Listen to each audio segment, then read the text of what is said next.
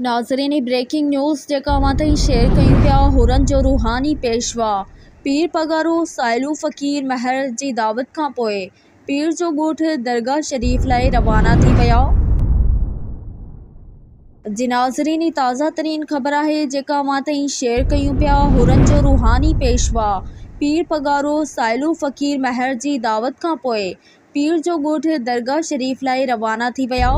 इन हवाले सां टेलीफोन लाइन ते मौजूद आहे यूसुफ आसकण मंगरियो। जी यूसुफ, कहिड़ा तफ़सील आहिनि, आगाह कजो।